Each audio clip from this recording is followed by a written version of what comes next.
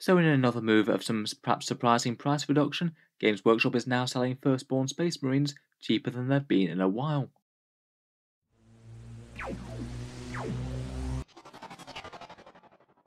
Hello and welcome back to Warspecs Tactics, where today we're talking about these big new Legion tactical set boxes, how they're really quite a lot less than I would have expected Games Workshop to price them for, and how good they might be for use in Warhammer 40k. These guys just went on pre-order from Games Workshop's web store the past weekend, and it does appear that if you just want to get a box of Firstborn Space Marines in bulk, then this is going to be one of the cheapest ways that you can possibly do so. So the two box sets are called Legion Tactical Squads. The ones that they've come out with so far are the Mark III and the Mark IV armour, the ones that were previously in the box sets like Burning of Prospero and Betrayal at Calth, and they basically get you a whole ton of Firstborn Space Marine with bolters that you could conceivably use either for Firstborn or Heretic Space Marines in Warhammer 40k, never mind of course using them to play Horus Heresy itself. I think it's likely that the Mark VI Beaky armour will join the lineup at some point, though currently the first place that you can pick those up is that Age of Darkness box set. Previously, Games Workshop used to sell these in boxes of 10, they used to cost $55 or £32.50, and now what they appear to have done is basically double the size of the box set, so you get 20 Space Marines in there, 2 copies of the exact same kit, but they have made the price quite a bit more enticing for that. As you'd expect, more models means slightly discounted cost. That will be normal practice, though Games Workshop doesn't always get the memo on that sort of thing. But for once, for getting basically twice the amount of models in one box, you're not paying twice the price. In fact, the second half is only basically half the cost that the previous one would have been. The new Legion Tactical Squad box sets are $80, £47.50 or €62.50, so basically twice or plus 100% to the amount of models in the box, but only plus 46% to the amount of cost.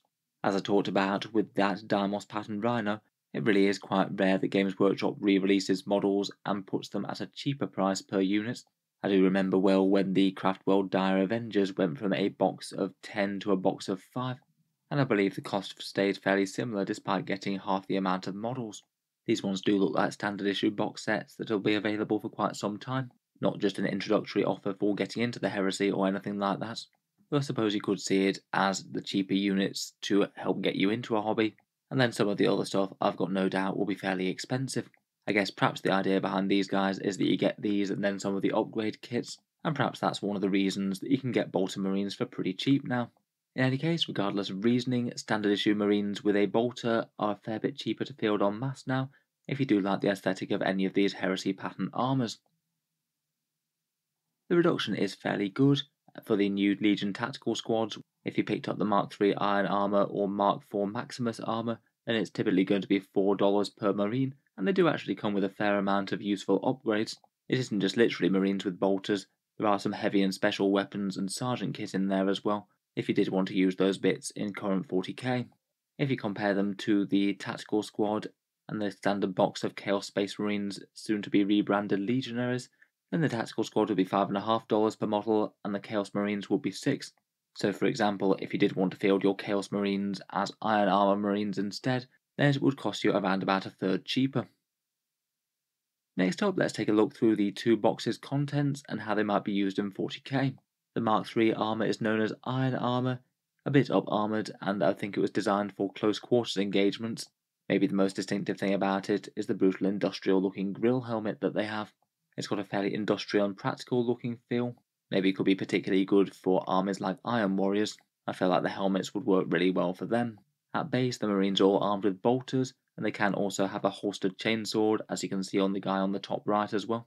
And then considering that these are mainly aimed at the Horus Heresy, there's actually a surprisingly generous amount of bits and extras. A plasma gun, melter gun, and heavy bolter out of the weapons, the heavy bolter being the Heresy pattern one that you can see on the top left. And then the sergeant can have a thunder hammer, 2 different options of power fists, a power sword, and a plasma pistol. There's 2 options for both of those, as it's basically double the same kit, so there'd be 2 plasma guns in the box, for example. For the Mark IV Marines, it's known as Maximus armour, and the helmets themselves do look like they certainly inspired the Primaris helms. There's definite similarities between the Mark X armour and the Maximus helmets. As well as that, they sport a studded shoulder pad, and some slightly classic looking backpacks. These ones do hark back a bit to the previous smaller scale Space Marine Tactical Marines. I believe they were 2 plastic kits before the current Tactical Squad. Again, in general they're all armed with bolters. They can also have a holstered combat blade as well. And then compared with the other kits, this one actually has a fair few more options in terms of specials and heavy weapons. There's a plasma melter and heavy bolter again, but there's also a missile launcher and a flamer, sorry, just a regular flamer, not a heavy one. And then the sergeant doesn't have the thunderhammer option, but it still has a power fist, sword and plasma pistol, a lightning claw, and also a combi weapon which you can choose to have a flamer melter or plasma bit on it. In terms of options, I think this kit probably wins out, though the thunderhammer does look quite cool in the iron armor set. The box sets also come with transfer sheets as well. They're certainly good if you're playing Imperial Fists, as they're the Age of Darkness ones that are mainly aimed at the Imperial Fists and the Sons of Horus. So obviously these guys will work quite well for the new Heresy game, but perhaps it's a bit more of a question as to how much use they'd actually be for 40k armies. If you were a loyalist, I guess you'd be employing them as tactical marines, which aren't exactly super strong right now. Okay for backfield objective holding in small numbers, but it's not really all that great to spam them as they just don't deal all that much damage compared with other options. There's also the question if at some point Games Workshop is going to be supporting the Firstborn Marines a bit less for the loyalists, and whether or not at some points they're just going to focus more heavily on Primaris and maybe stop producing the Firstborn kits. Obviously no confirmation about that, but it is at least a bit of a worry. Otherwise, I guess maybe you could use them as Stern Guard at a push. Old relic marks of power armor would go with that, and maybe you could add a bit more bling, some extra purity seals, and some other fun converted parts.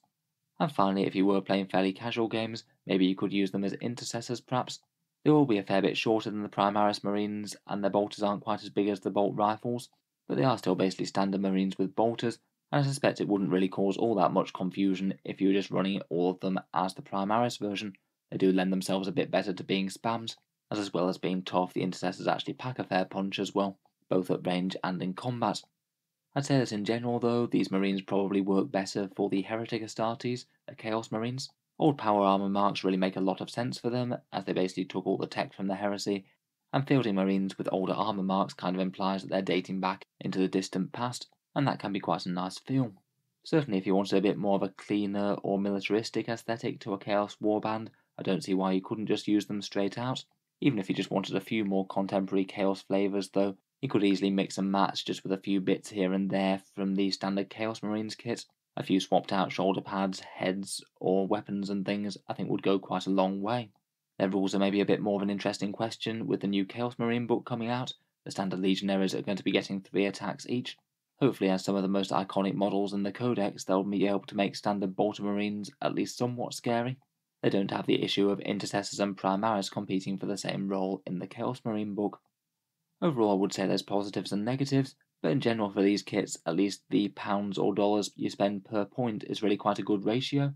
You could get around 400 points worth of models for this, and that's not too bad for just under £50 or around $80.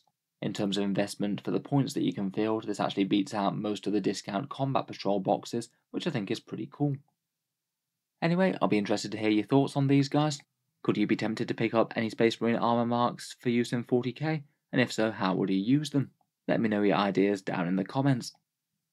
If you've enjoyed the video, feel free to subscribe to Auspex Tactics, where I'll certainly keep the regular 40k videos coming, with new ones out just about every day. Finally, if you have been enjoying all the videos on the channel, I would just like to mention one way in which you can help support and keep them coming. Down in the video description, I've got a link to Element Games. They're a UK-based discount retailer that usually give 10 to 20% off Games Workshop's miniatures. If you click the link and order anything through them, a small amount goes to help support Auspex Tactics. You get the miniatures a bit cheaper, and it doesn't cost you any more whatsoever if you buy after clicking. It can just be a way to help the channel out on things that you were going to buy anyway. For people over in the USA, I do also have a similar Amazon link down there as well. Again, that works much the same. Click the link, buy anything off Amazon, whether Warhammer related or not, and a small amount goes to help support Auspex Tactics. Again, can just be a good way to help support on things that you are picking up anyway. In any case, a massive thank you for listening, and I'll hope to see you guys next time.